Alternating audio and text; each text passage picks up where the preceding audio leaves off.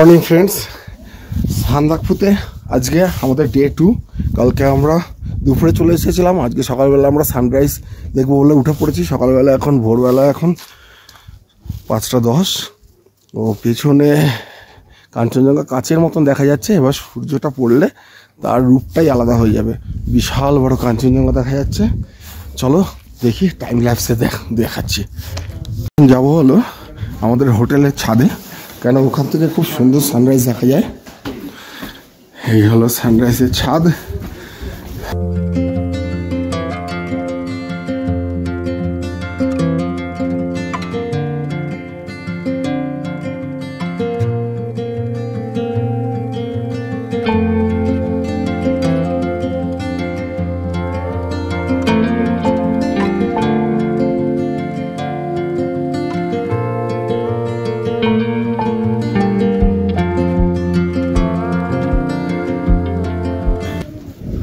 কাঞ্চনজঙ্ঘা ভালো বড়, মাথার উপর শুধু একটা মেঘ রয়েছে, এটা সরে গেলে পুরো কাঞ্চনজঙ্ঘাটাকে দেখা যাবে। একদম পেছনে রয়েছে হলো স্লিপিং বুদ্ধা।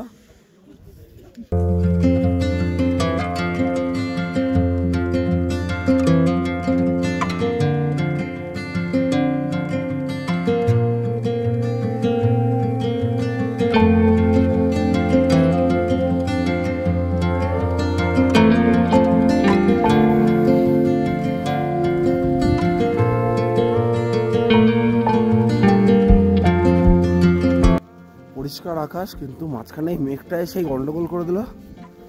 ওই দেখা যাচ্ছে গাছের ফাঁক দিয়ে এভারেস্ট।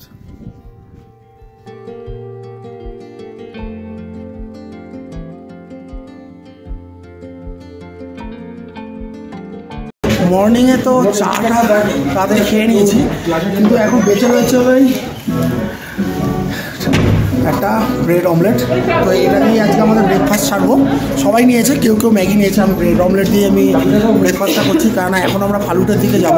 ফালুটে যাব যেহেতু, সেহেতু একটু জার্নি হবে। এবং অনেকে বলছে ফালুটের রাস্তা খুব খারাপ, যদি না যেতে পারি থাকুম ভ্যালি পর্যন্ত আমাদের যাওয়ার ইচ্ছে আছে। চলুন সঙ্গে থাকুন। এবার আমাদের হোটেল সানরাইজকে বিদায় দেওয়ার পালা।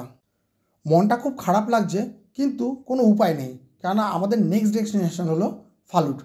তো আমাদের এরপরে গাড়ি চলে এলো, আমরা বেরিয়ে পড়লাম ফালুটের উদ্দেশ্যে। আমরা এখন হোটেল সানরাইজ থেকে বেরিয়ে পড়েছি। এখন আমরা প্রথমে যাচ্ছি হলো থাকুম ভ্যালিতে। আজকে আমি যথারীতি রয়েছি আমাদের সেই ভিনটেজ কার রেঞ্জ রোভারে রয়েছি আমরা। তো দাদা আমার সঙ্গে রয়েছে, গাড়ি চালাচ্ছে। তো আজকের দিনটা সত্যি খুব এক্সাইটেড, কেননা আজকে রাস্তা খুব একটা ভালো নেই, কিন্তু আমি দুবার আমার মিস হয়ে যায় ফালুট কোনো কারণবশত।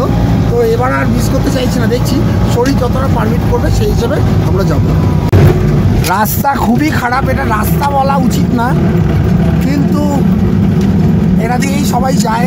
একটু তো কষ্ট করতেই হবে, তার কারণ ভালো জিনিস দেখতে গেলে একটু কষ্ট করতে হবে। কালকে রাত্রের থেকে আমাদের একটা চিন্তা ছিল যে আদৌ আমরা যেতে পারবো কিনা, কেননা আমাদের কালকে সবারই খুব কষ্ট হচ্ছিল। আমরা ভাবছিলাম যে আমরা যেতে পারবো কিনা। ফাইনালি আমরা যাচ্ছি।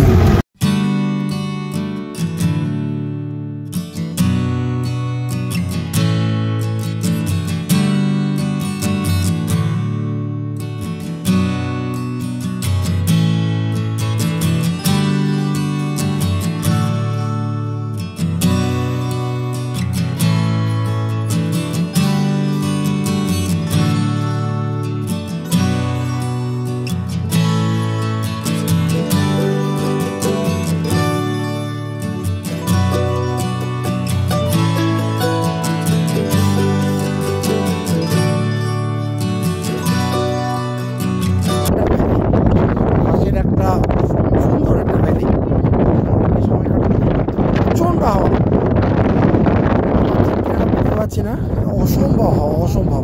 এই গাড়ি দুটোকে এখানে রেখে জাস্ট একটু ছবিটা তোলার জন্য।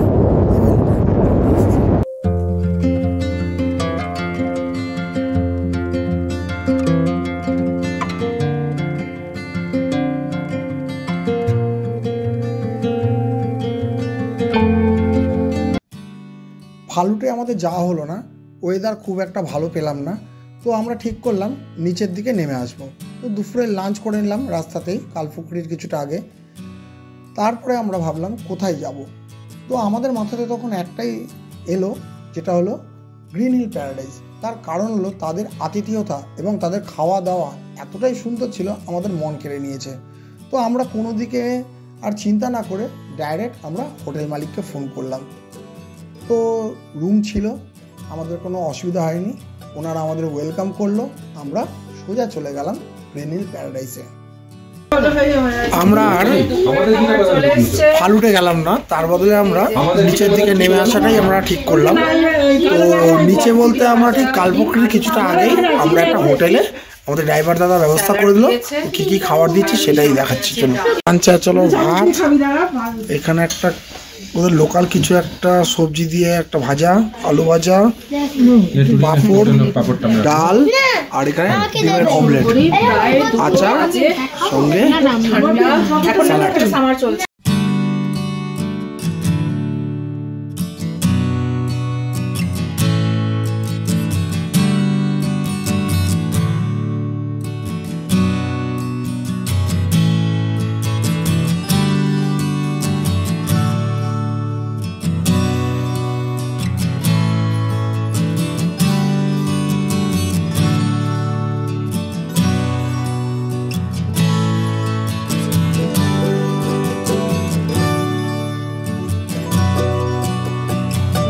আমরা এখন রয়েছি টুমলিংয়ে। আজকে ইয়ক লজে আমরা ঠিক পছন্দ হলো না, আর অত হাওয়া দিচ্ছিল বলে আমরা চলে এলাম। গ্রিন হিল প্যারাডাইসে আসার পরে আমরা প্রথমে আমাদের প্রত্যেকের রুমে আমরা লাগেজগুলোকে ঢুকিয়ে দিলাম। তারপর ড্রেস না চেঞ্জ করেই সানসেট দেখতে বেরিয়ে গেলাম। অসাধারণ দৃশ্য, মন ভরে গেল। সানসেট দেখার পরে আমরা সোজা চলে গেলাম সেই হোটেলের ডাইনিং রুমটায়। ডাইনিং রুমটা ছিল খুব সুন্দর, সেখানে আমাদের জন্য অপেক্ষা করছিল গরম গরম চা, সঙ্গে আমাদের নিয়ে যাওয়া কিছু বিস্কুট, চানাচুর, সেগুলো দিয়ে আমরা বিকেলের আড্ডাটা জমিয়ে ফেললাম। আজকে আমরা ডিনারে নিয়েছি হলো রুটি, একদম নরম সফট, কিছুটা খাওয়া হয়ে গেছে, আলু ভাজা, চিকেন, সঙ্গে পাঁপড় আছে, আর রয়েছে হলো ডাল। অসাধারণ খাওয়ার নিয়ে কোনো কথা না। রুটি এত মোটা কিন্তু এত তুলতুলে, অসাধারণ। আমার ভিডিওটি আপনাদের যদি মনে ধরে থাকে এবং ভালো লাগে, তাহলে আপনারা আমার এই চ্যানেলটিকে সাবস্ক্রাইব করুন, লাইক করুন এবং কমেন্ট করুন, যেন আমি পরবর্তীকালে আরও উৎসাহ পেয়ে আরও ভালো কিছু নতুন কন্টেন্ট আপনাদের কাছ থেকে নিয়ে আসতে পারি।